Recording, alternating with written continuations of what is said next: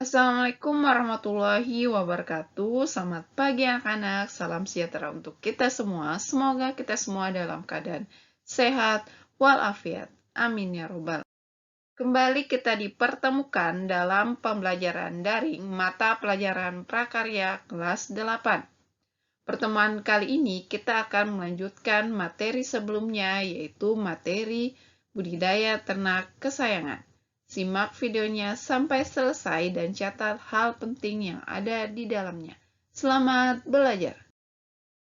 Adapun indikator pencapaian kompetensi pada pertemuan kali ini. Yang pertama, menyebutkan sarana dan teknik budidaya ternak kesayangan di wilayah setempat, membuat rancangan dalam bentuk gambar atau tertulis kegiatan persiapan sarana dan peralatan budidaya ternak kesayangan. Materi yang akan kita bahas pada pertemuan kali ini yaitu teknik budidaya ternak kesayangan. Tujuan pemeliharaan ternak kesayangan berbeda-beda, bergantung pada jenis ternaknya. Kita ambil contoh hewan kelinci. Kelinci termasuk hewan yang gampang dijinakkan, mudah beradaptasi, dan cepat berkembang biak. Kelinci secara umum terbagi menjadi kelinci budidaya dan kelinci hias. Kelinci budidaya identik dengan jenis kelinci yang dibudayakan untuk dikonsumsi dagingnya atau diambil kulit dan rambutnya. Sedangkan kelinci hias identik dengan jenis kelinci untuk hewan kesayangan. Banyak ras kelinci yang awalnya diperlakukan sebagai kelinci hias, kemudian hari dimanfaatkan menjadi kelinci pedaging.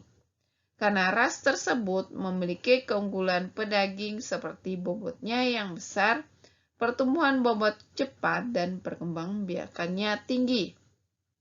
Begitu juga sebaliknya, kelinci yang awalnya diperuntukkan untuk pedaging namun karena bentuk dan rupanya indah memukau, kemudian dikembangkan sebagai kelinci hias.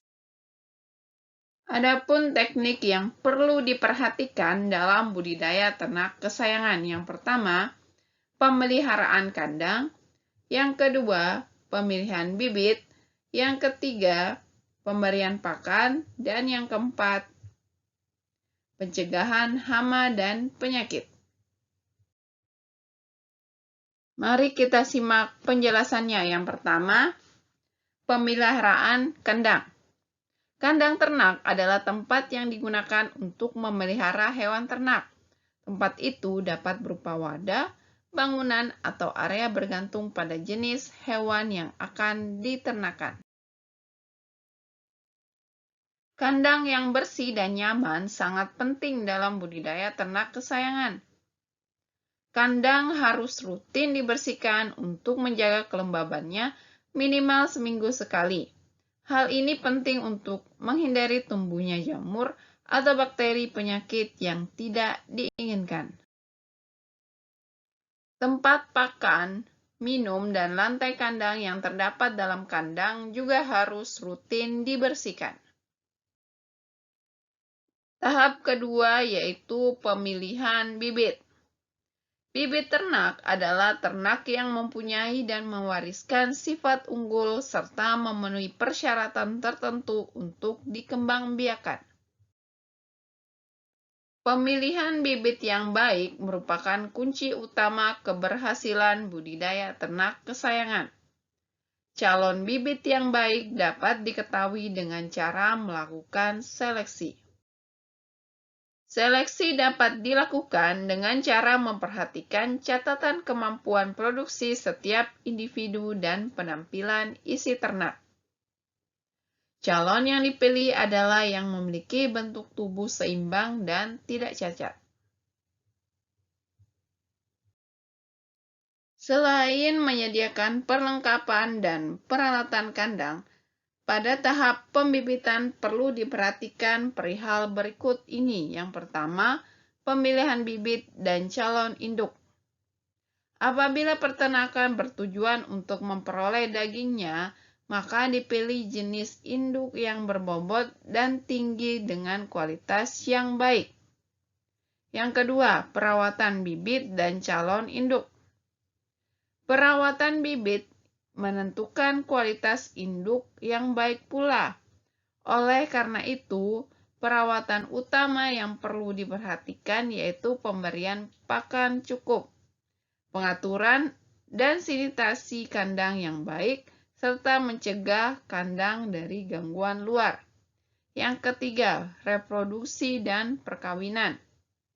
Kelinci betina segera dikawinkan ketika mencapai dewasa pada umur 5 bulan.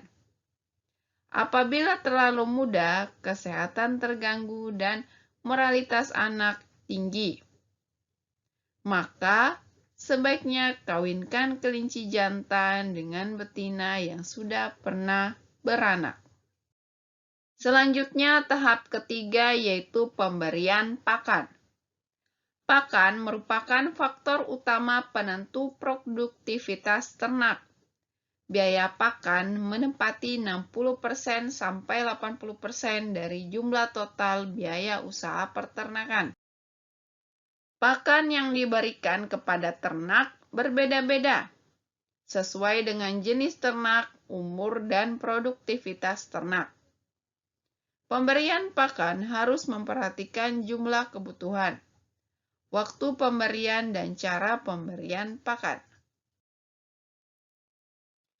Pakan untuk kelinci harus memiliki porsi 80% tumbuhan hijau dan 20% konsentrat.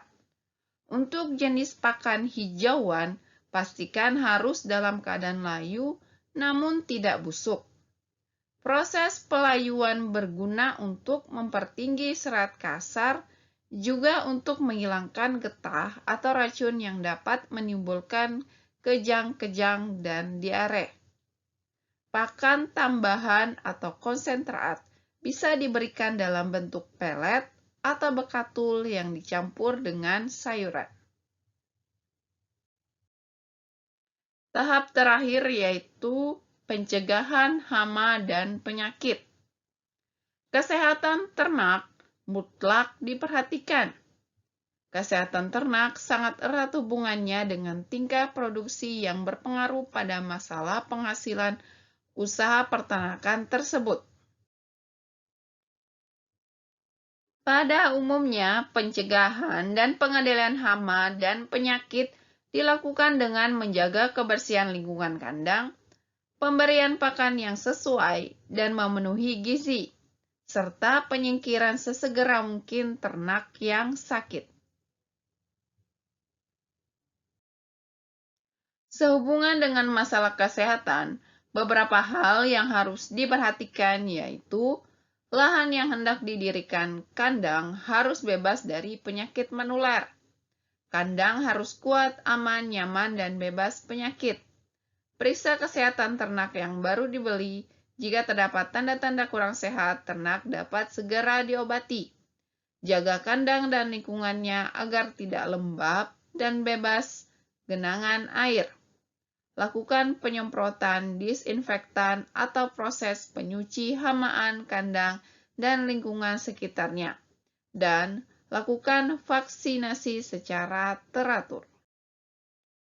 Demikianlah materi budidaya ternak kesayangan pada pertemuan kali ini. Dan akan dilanjutkan minggu depan.